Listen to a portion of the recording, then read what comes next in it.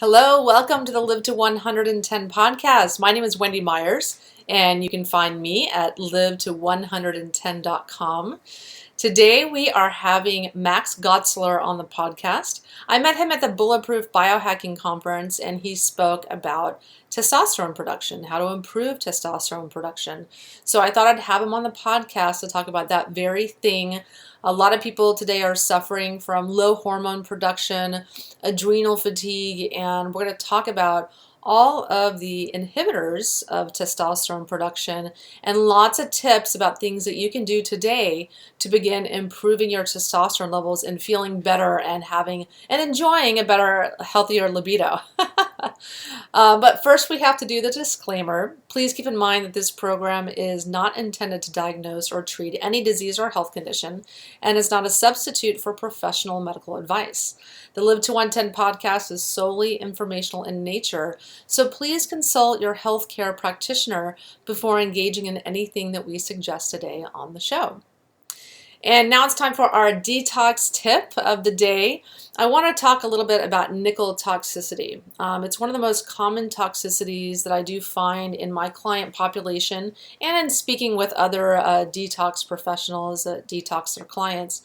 And nickel is problematic because it doesn't show very readily on a hair mineral analysis. That's the first tool that I use when working with clients. And some clients, they're very, very nickel toxic, so it does show. But for many others, when I do a urine metals push test using certain chelators, then they are, we find that they are in fact nickel toxic. It's very, very common if you've ever had braces, you have a lot of crowns and dental work, and certain exposures like mercury amalgam fillings also contain nickel as well as mercury. They're amalgams, so there's a number of metals in mercury fillings. Nickel toxicity is a big problem, and one of the main features of nickel toxicity is low-grade depression. Some people even have suicidal thoughts from it. So if detoxing really helps to improve your emotional life and your mental functioning, because I studied psychology for many years just as a personal interest of mine, and always wondered why I had low-grade depression. And nickel toxicity, which I was toxic in at one time, definitely contributed to the problem.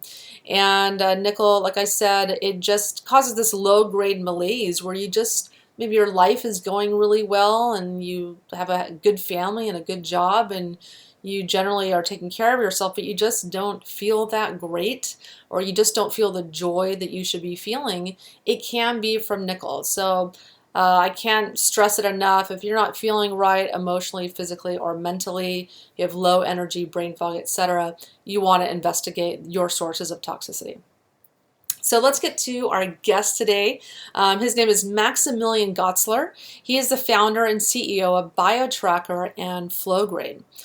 He's a former professional athlete. He's a blogger and organizer of the Quantified self group in Berlin, and is one of the leading influencers of the German Quantified self and biohacking scene. Max has received significant media coverage, including Zeit Online, ARD Panorama, Bloomberg, Brand 1, ARD, Mattis Magazine, RTL Extra, Welt Compact, Berliner Courier, Deutsche Welle, NDR, and several others. Hopefully I said that with a really good German accent. And as an NCAA basketball player at Boston University, Max discovered the usefulness of self-quantification to optimize physical and mental performance. Inspired by biohacking pioneers like Dave Asprey and Tim Ferriss, Max started tracking different biomarkers and connecting them to his diet, fitness level, sleep, and other parameters. Max has presented his findings on vitamin D and testosterone at the Quantified Self Conference in Europe in Amsterdam 2014. With Biotrakr, Max is pursuing his vision to use the power of cutting-edge diagnostics to enhance human performance and to offer tools and actionable guidelines to everyone who wants to upgrade his or her physical and mental capacities.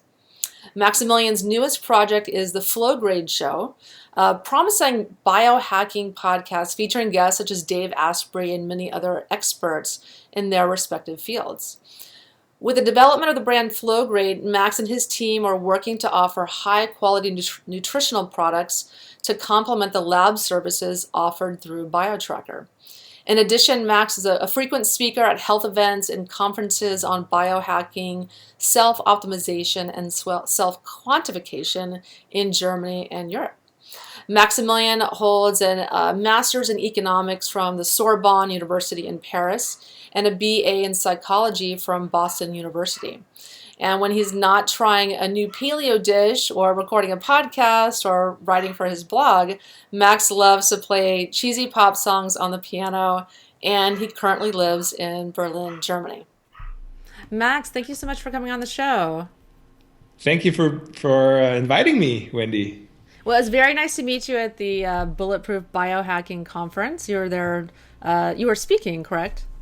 Likewise, yeah, I was speaking. I actually gave a talk about a testosterone experiment that I've done and taught people how to raise their testosterone while in the room. Nice. Well, you're gonna teach us that today, because I know a lot of men out there, especially coming to me, they're looking to have more muscle mass and increase their libido and just overall feel better by increasing their testosterone levels. So. But let's talk a little bit about you first. How did you, venture into becoming a biohacker? So I actually come from professional sports. So this is my story.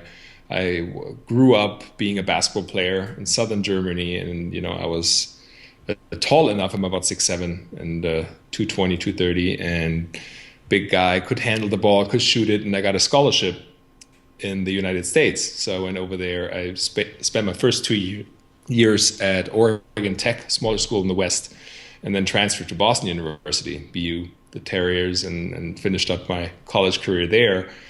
And while over there, I was really fascinated already by how, I'd say, even in college, which is amateurs pretty much, you're not paid to play, but still we had a huge coaching staff. We were trained, we were using functional methods. We were pretty much doing CrossFit before CrossFit even existed, and tracking ourselves. And every month we received this sheet with markers, strength markers, or how fast we would sprint, some of our blood markers, and our physical trainers that tracked us over the course of the preseason at least, and saw if we improved and how the training worked out, and if we gained strength, if we became more fit in a way. And I was really fascinated by this tracking aspect, and I noticed that just the fact that I tracked something already helped me improve, because it made me aware, it motivated me to keep going, it showed me progress. And that's kind of how I got into the quantified self scene. So that was around the years when Kevin Kelly started the quantified self movement in San Francisco, and with Gary Wolf. And at one point then I went to a quantified self conference just because I was interested. And so now quantified self and biohacking are quite related. I would say quantified self is focused more on the tracking aspect, and biohacking is then using technology, data, in order to tweak and improve the screws of your body, to upgrade body and mind. Mm-hmm. And so this was sort of the natural progression from sports to quantified self, the value of tracking to improving biohacking. And I started following the blogs, Dave Asprey quite early actually, Tim Ferriss, Ben Greenfield, these guys, and started my own website in Germany. And at first, actually, I started a website that helped people get insights into their blood work, to track vitamin D levels. And I partnered up with a lab and sold a very easy dry spot blood test for vitamin D. And while I was doing this, I just started, I met Dave Asprey in person at a conference, and I proposed to him that I could offer to the same clientele, the same clients I assumed would also be interested in bulletproof products, to distribute bulletproof products. And so I started my shop, which is called Flowgrade, and added the bulletproof products and started adding my own products, a vitamin D product, and and created content, and people just became drawn to the content more and more. So we are very content-driven e-commerce now. And yeah, this is how that evolved over the last couple of years, how I became a professional biohacker in a sense. Yeah, I know. I love biohacking too. I do it with hair mineral analysis and urine metals push testing and all the other functional and diagnostic tests that I do, and it's a lot of fun. It's really interesting. Yeah, I'm really So excited about this hair analysis. yes, yeah, I'm going to do one for you. Very, very important to track that as well, not just your hormone levels. That's right. Yeah, it's Yeah, universal. yeah, because a lot of metals do affect your ability to produce hormones. So very, very important. They affect your adrenal function, especially mercury, and Mm. so very important to detox those to enhance testosterone production. So let's talk about testosterone. So why are so many people having problems with low testosterone today? So I would say the elements that cause low testosterone are the same that I usually recommend for people to increase their testosterone, which is usually, high amounts of stress, alcohol, bad diet, eating all the time, low amount of sleep, not really intense exercise, or just not intense enough. But maybe even going a step back, how I got into testosterone, because this is actually a related subject. It's not my story into biohacking, but while I was playing in the NCAA Division I basketball at Boston University, I was diagnosed by a doctor all of a sudden, without really having any symptoms, with a deficiency in testosterone. And for a male athlete on the highest level, this was sort of a shock for me. So it changed everything. It changed how I behaved in the locker room, how confident I felt on the court. And I thought I have low testosterone. And later on, I found out that this one test was really not significant. And I've done an experiment where I tested myself every second day for a whole month in order to find out if there was really something wrong with me. And I found out there was nothing wrong. But there were days where I had lower testosterone, and there were days where I had higher testosterone. And so then, with tools of Quantified Self, sleep tracker, and a mood tracker, I used this app called Mappiness that asks you twice a day how you feel. And I tracked my sleep and my diet. And then I put it all over each other. So I had my testosterone levels over 1 month, which were about 10 tests, I think. And then I had my sleep data and my mood data and my nutrition data, my diet. And it was really interesting. So I could definitely see, this was a self-experiment, so it's not really scientific. It's Yeah. N equals 1, Yeah. quantified self-study. But still, it was quite clear to me that I had mornings where I had really high testosterone, and they were always after nights of really good sleep, where I didn't drink alcohol before, where I had at least, I'd say, more than 7 hours of sleep. And the highest level I actually had was 9 hours of sleep. And the lowest levels I had when I went out partying, when I drank alcohol, when I slept only 3 to 4 hours. And so this is almost common sense. It sounds like common sense, but seeing this in front of you, this really gives you sort of clarity that, yeah, this is actually working. Sleep is working. Diet is working. And this is how I then became more and more interested in testosterone and started reading up on it and preparing presentations. And I gave a talk at the Quantified Self Conference and the Biohacking Conference about testosterone. And so that's how I found out more and more about it. And you're right. I mean, there are a lot of men and also actually women dealing with testosterone issues. So it's also present in women. It's not produced in the testicles, but in the ovaries mostly, 90% of it. The rest in the adrenal glands. And it's just for men this very important marker. I think it's probably more hyped up than it probably should be, because there are other hormones that are equally important, as important. But testosterone is just this one hormone that's associated with masculinity and strength, and Yeah. it's a very good indicator also if something's going wrong in your lifestyle. And I was quite surprised how many men there are dealing with testosterone issues.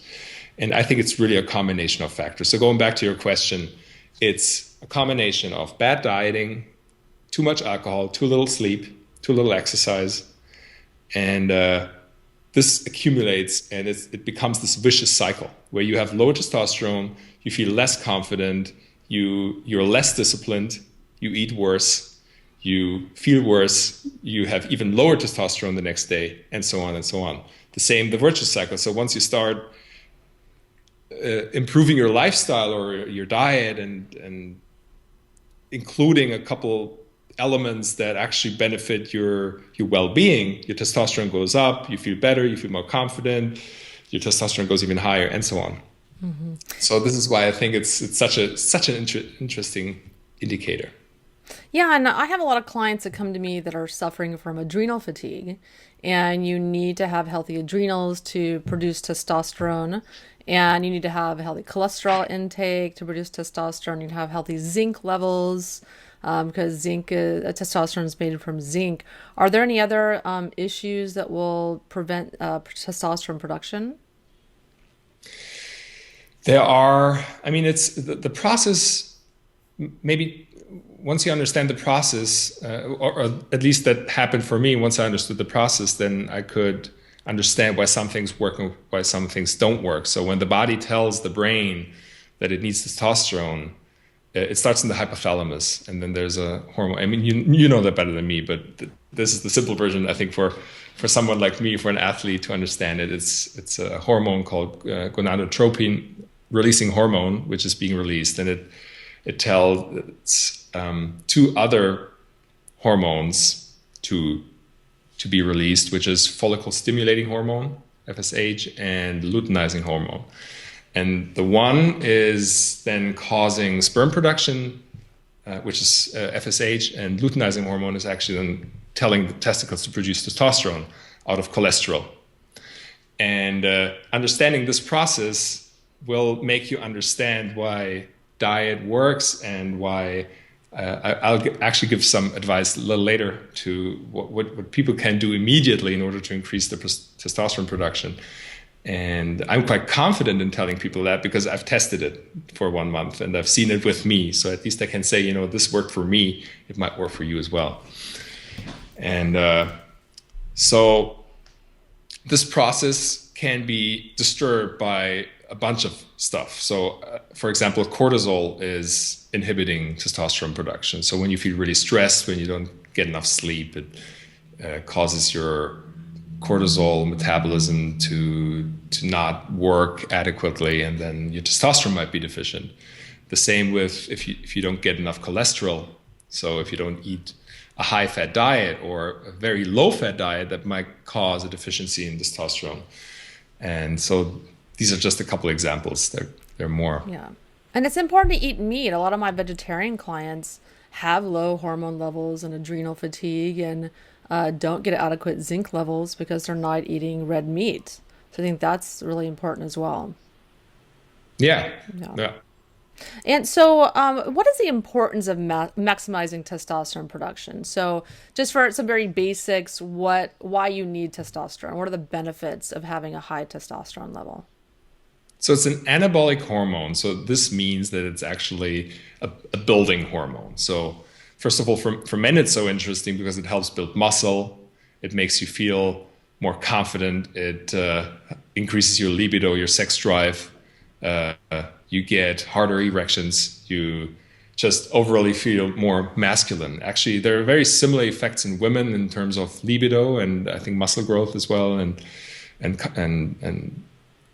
confident and mood-related issues as well. And so it raises mood.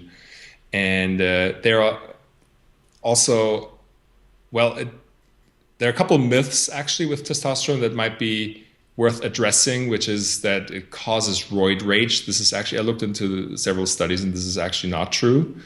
So it doesn't make people more aggressive. It actually, quite the opposite. It makes people more honest. There's one study that showed that people with elevated testosterone tend to be more loyal and more honest. And people that tend to be dishonest, they actually have lower levels of testosterone. Wow. So I wouldn't rely on just that one study that I found, but that was quite interesting, I thought.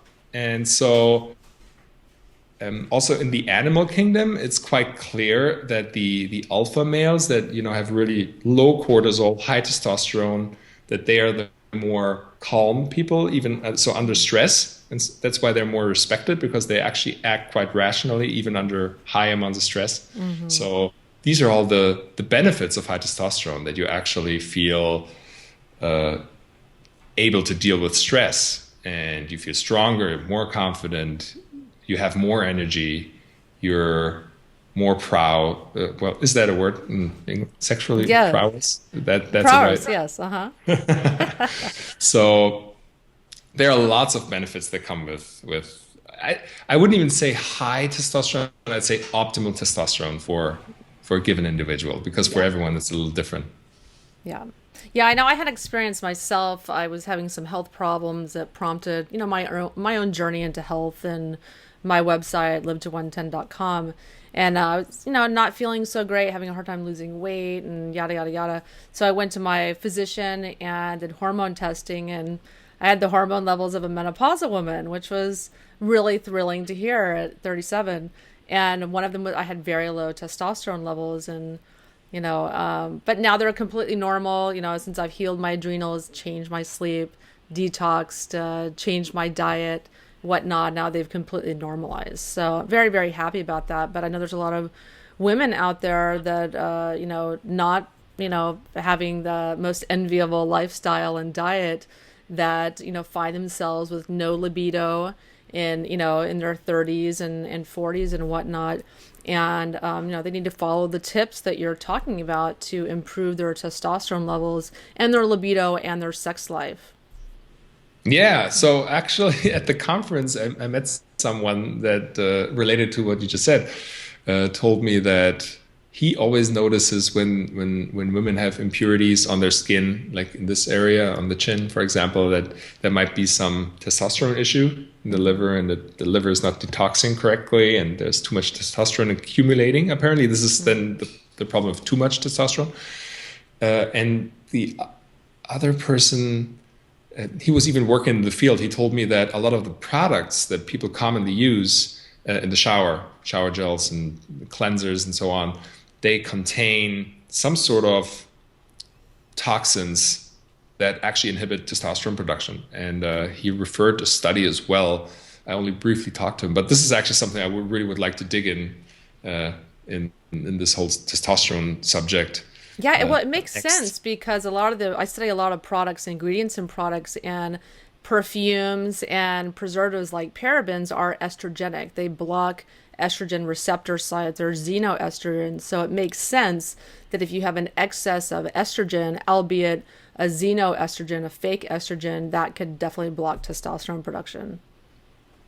Yeah. Yeah. And so let's talk about working out. So you do a lot of working out. What kind of workouts maximize testosterone production? And does working out itself, lifting weights and other types of workouts, improve testosterone levels? So working out actually is one of the better methods to increase testosterone, definitely. The one thing that really makes the difference is intensity. So it's not really the length of any workout. And what I've noticed is really that as short as 4 minutes is enough in order to get benefits, and to increase not only your muscle growth and to the release of HGH, human growth hormone, and testosterone, but also your aerobic conditioning. It all gets better. There's one study actually where people performed 4 minute workouts per week, so for a total of 16 minutes, in comparison to a control group that worked out 4 times for 30 minutes, so a total of 2 hours. And the 60-minute group with short but highly intense workouts had a lot more, or let's say more significant results in terms of muscle growth and conditioning and how they felt. Actually, in this study, I'm not sure if testosterone was mentioned, but I'm pretty sure that they probably also had elevated testosterone in comparison to the control group. And the control group was doing just 30 minutes of basic cardio workout, so not intense. So this intensity aspect seems to to be highly significant.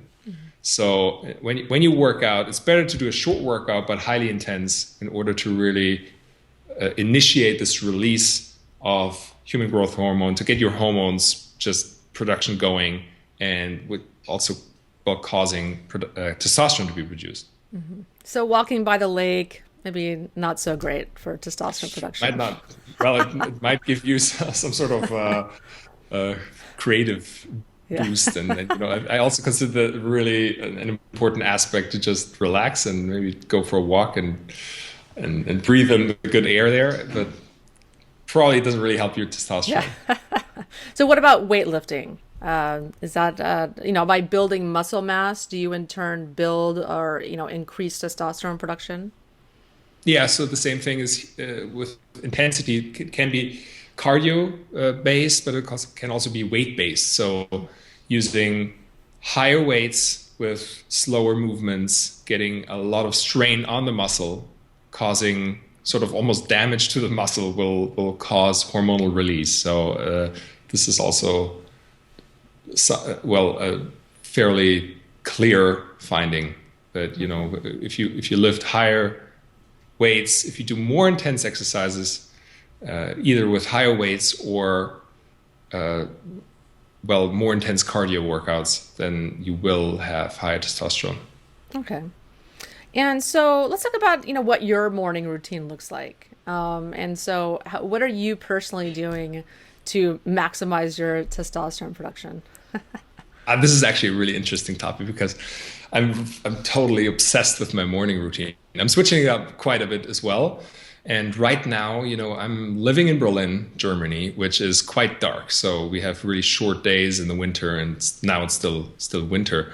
And one of the things that I just included, and which is also related to testosterone production, is light therapy.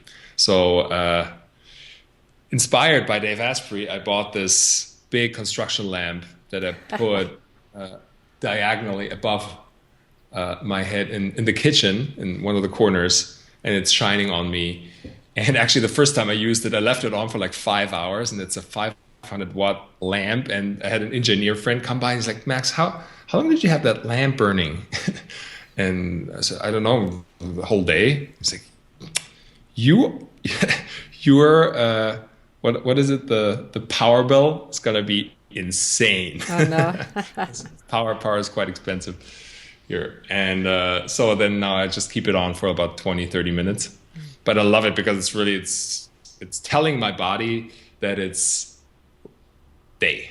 Yes. And it normalizes my serotonin and the melatonin production. I very much noticed that when I switch that on, my body starts waking up, and it normalizes this serotonin melatonin metabolism, which is a major cause over here for seasonal affective disorder, which is the winter depression or the winter blues. So I use that. Vitamin D is huge. Vitamin D is actually probably the number one supplement I would recommend for testosterone supplementation as well, naturally, because it's not really a vitamin. It's actually a hormone, and it's closer to a steroid hormone than actually a vitamin. And so it is a substrate for testosterone as well. It increases testosterone production. There's several studies pointing that there's definitely a correlation between low testosterone, low vitamin D, and the opposite. So I think this is one that I use. Then meditation is something that I think keeps my cortisol down, which is an antagonist to testosterone. So that's also related. I try to tie it to testosterone, as you might notice, everything. But so I actually have it right here. It's called the 5-minute journal. You might know that. I think it's great. So I do a little bit of gratitude. I write down 3 things that I'm grateful for every morning. Then I do 15 minutes of meditation using the app Headspace. Mm-hmm. And so this kind of keeps me going. Then I have a bulletproof coffee. Now I actually do a short 4-minute Tabata workout almost every morning. Mm-hmm. So we have a rowing machine now here. My dad got one for Christmas. So I use that. I really like the 4-minute Tabata rowing, which is 20 seconds as hard as I can, 10 seconds break, 20 seconds as hard as I can for 4 minutes. And after that, I break a sweat. And then the next part, you notice I have a lot of elements of my morning routine. But then the next part is something that I got from Ben Greenfield, which is cold showers. And this is actually Fun. also, this is a lot of fun.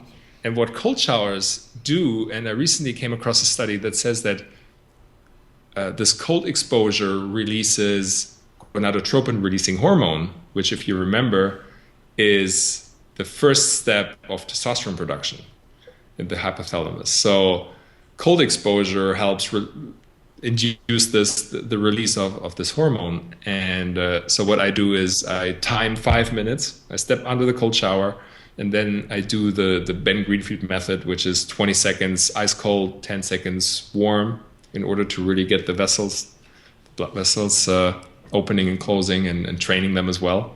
And after that, I feel super energetic and ready for the day. So That's a lot of sometimes I miss a components. couple. Say that That's a again? lot of components to your morning routine. Yeah, I'm not following it as so strictly that I always do everything. So sometimes, for example, I'd leave out the meditation or the workout because I could easily spend 2 hours on my morning routine. Yeah, I and don't. now I'm going to get you to add an infrared sauna to that morning routine so you can start Yeah, I'm really interested detoxing. about that. But we'll That's get into that something another time. I've never seen it over here. I know that in the US right now, a lot of people are talking about it in the health scene, and I've never been in one, and I've never seen it here. It hasn't come across the lake. Yes, well, you'll have to introduce it to Germany. That'd be awesome. I have to research. There must be someone who produces it over here. Yeah, so let's talk about like any tips. So what are some practical tips that you can give the listeners on how they can increase their testosterone? So hands down, first one, and I know this sounds very common sense, but it's sleep. Sleep is, and not only for testosterone, it's the number one biohack. Your body is recovering, everything is normalizing, your hormonal production is well being affected is being normalized in your sleep. Your muscles grow, your body recovers, your brain desynchronizes and synchronizes. You start memorizing things that you experience over the day. And so sleep, definitely, and testosterone production is the highest in while you sleep. And also the quality of sleep is also really important. So it's not only the amount that you lay in bed, but it's also the amount that you spend in deep sleep, where that's where the transformation from cortisol to testosterone is happening. So number two, I would say, is switching to a high fat, moderate protein, low carb diet. So eating a lot of good fats and giving your body enough cholesterol to make testosterone and other hormones out of it, this is huge. And so one good fat that you can include, which would be actually the next step, which I'd say strategic supplementation, is butter. Butter is, and especially grass-fed butter, is rich in vitamin A and vitamin K, and which both have shown to increase testosterone production and also help with the absorption of vitamin D, or at least with the absorption of calcium in your bones, and calcium is being regulated by vitamin D. So, well, first sleep, second high fat diet, third strategic supplementation. I would actually also recommend to, if people don't eat enough fish, to maybe have omega-3 cod liver oil supplement of some sort. And vitamin D. Then number four, I'd say cold exposure, which is my newest passion, which is cold showers. You can do cold baths. I'm not a big fan of that because it's time consuming, and usually you have to get the ice somehow. If you don't have an ice machine at home. So I think cold showers, you get most of the benefits. Apparently, your body really starts transforming itself once you do the cold baths for 10 minutes, really, in ice cold water.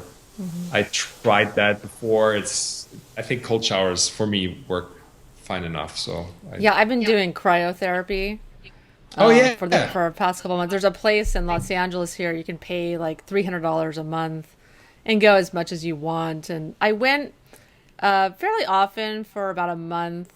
And then I really began chickening out and driving the other way. When go to my gym and then I'd, start going to the cryotherapy and then I would just chicken out. It's really painful.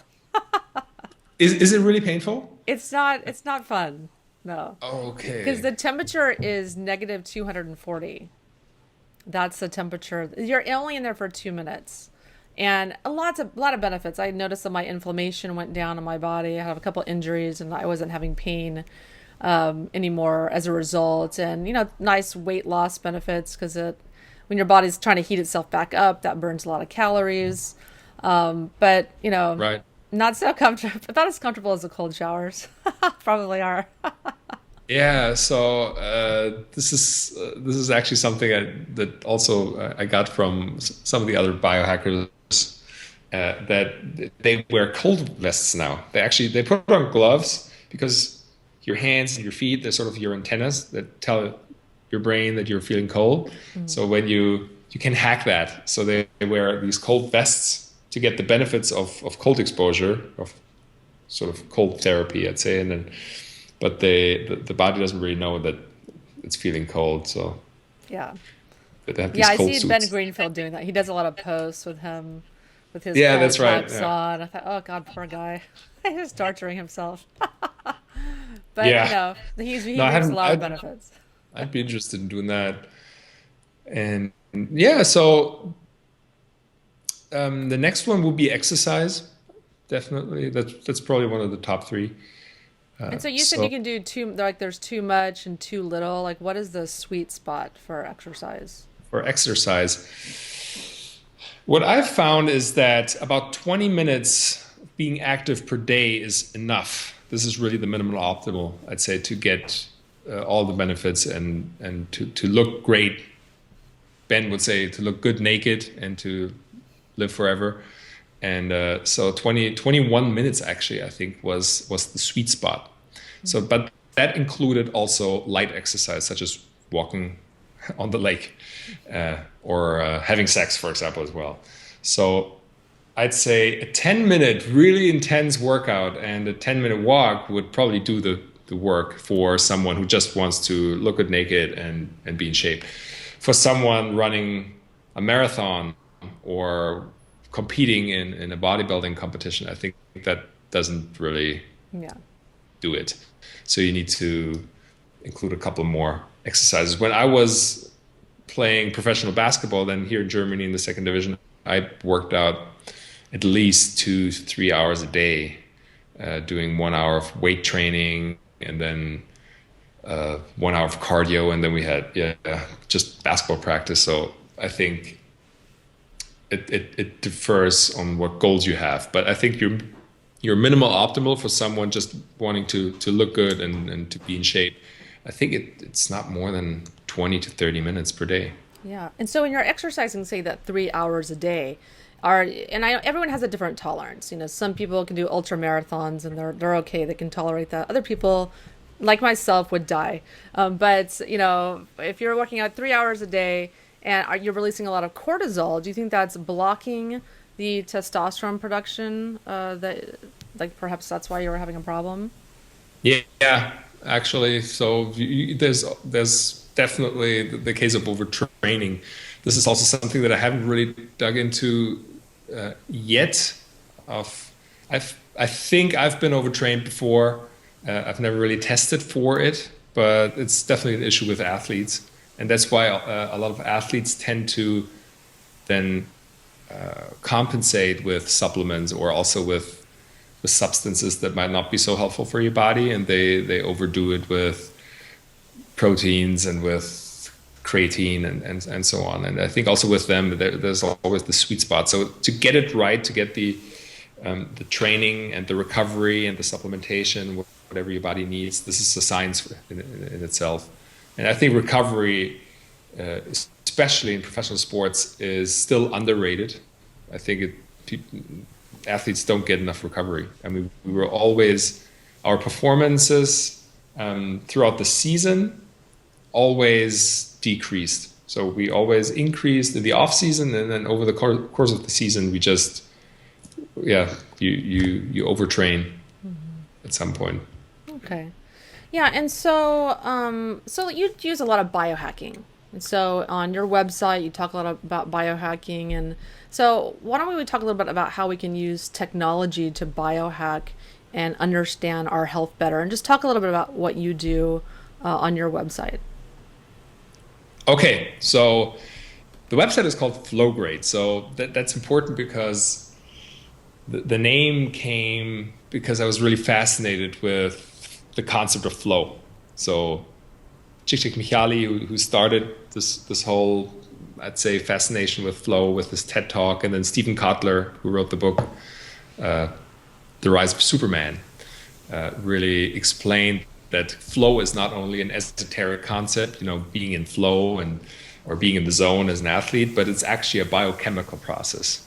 And so whatever I produce on the website, content, it's a biohacking website, but it's supposed to help you get into this moment, the state of flow, which for me is this moment where you're as present as you can possibly be.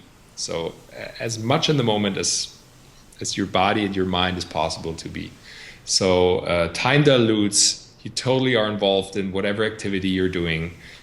You are your prefrontal cortex is shut off, so your ego vanishes. You're pretty much really just living, and this is also in studies has been shown to be the state that people are the most productive in. And also, when they experience more flow in their lives, they're happier, they're more successful, they have more successful relationships. So there is a lot of science there already, and Stephen Kotler and Jamie Wheal, the founders of the Flow Genome Project, they're digging this up right now, and they're spending all their time and resources right now on really researching flow. So that being said, I think that the art of biohacking, which for me is using technology and nature in order to really find the best version of oneself, is an ideal way of creating more flow in your life. So this all ties together. Mm-hmm. And this technological aspect, as well as the natural aspect, are really important concepts. So with technology, I think of quantified self-instrument, of sleep trackers, of activity trackers, of brainwave trackers, and so on, in order to understand your biology a little better, and how it interacts with your environment and with other people. And once you understand what's happening, you can try to tweak it. You can experiment with that. Mm-hmm. And I think as biohackers, this is sort of our job. So on the website, I'm showing a lot of stuff that people experiment with. And I try to, because experimentation at first, it might not be valuable to the individual, because it might only be some sort of feedback. So someone is doing a test or an experiment with the sleep tracker and might find out something about himself. And this might be valuable or it might not be so valuable. And on the website now, I'm trying to really dig up the value for my readers, for people. So biohackers, I think, are experimenting a lot, and they're finding out, they're gaining feedback. There's this one saying that I love, which is there's no failure, there's always feedback. Even death is sort of feedback. Mm-hmm. But once you have the feedback, you can create conclusions, and then you can actually create value and give it back to the readers. And this is, I think, how then I come up with 5 steps to increase testosterone, 4 methods of how you can have optimal sleep, or how you can burn more fat with a 4-minute exercise. So this is the content that I create, but it's much more than just that. Yeah, so tell us, what are your websites again? Where can we find you? So flowgrade.com is the major hub where I do stuff. I'd say I only want to direct people to that, because everything you need to know is on there. I also have a podcast. Mm-hmm. Actually, yes. Wendy, I'd love to have you on there. Yeah, I would love to. I'd love to talk about biohacking your detox. Yeah, that would be awesome. I'll sign you up. And so everything is on there. And we actually just recently launched the English speaking website. So everything is now translated. And so I think everything I do is on there. Well, thank you so much for coming on the show, Max. I really appreciate it. I met you in person. I was really excited to have you come on the podcast. So I'm glad that we finally, 8 months later, I had you come on. Yeah, Six no, months I'm later. really happy to be here, and I feel quite honored to be on Yeah. such a cool podcast. So, Well, thank you so Wendy, much thank for coming. no worries at all. Always a And pleasure. listeners, if you want to learn more about me, you can go to my website, live to110.com. Learn all about detoxification and my version of paleo, the modern paleo diet. Thank you so much for listening to the Live to 110 podcast.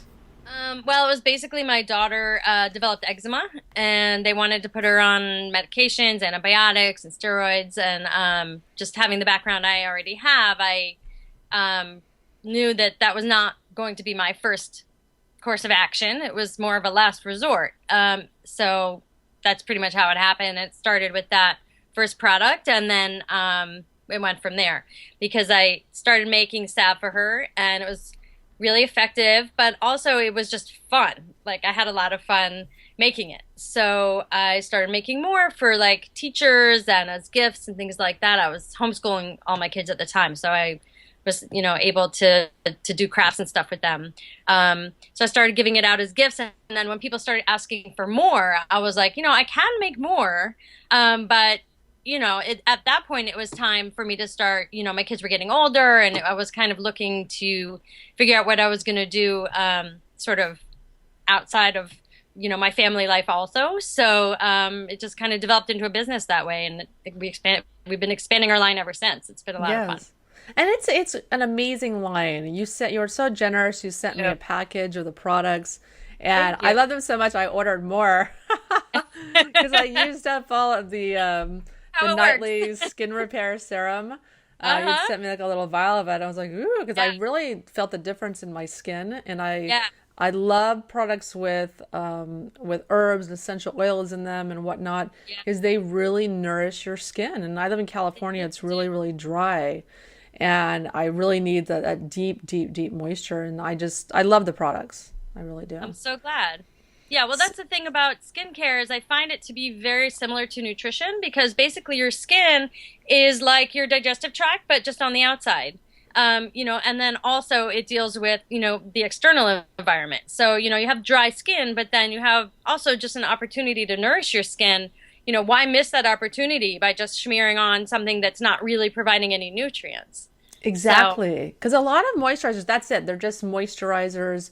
They'll like seal in the moisture in your skin. That's right, great. right. But I really want to nourish my skin. I want to put vitamins on it. Essential oils will block sunlight and filter Right. toxins. And your Yeah, skin needs antioxidants just like your body absolutely. does. Absolutely. Yeah. Yeah. And So, I'm a skincare freak, so I know a lot about it. That's why I do a lot of shows on skincare. I'm Um, glad. Fun. so why don't you tell us how you developed your natural skincare products? So basically it started with just the salve and then we were like, wait, salve and lip balm are basically the same thing. Just lip balm has more thickener. It's basically a salve, but just thicker. So that was our next thing,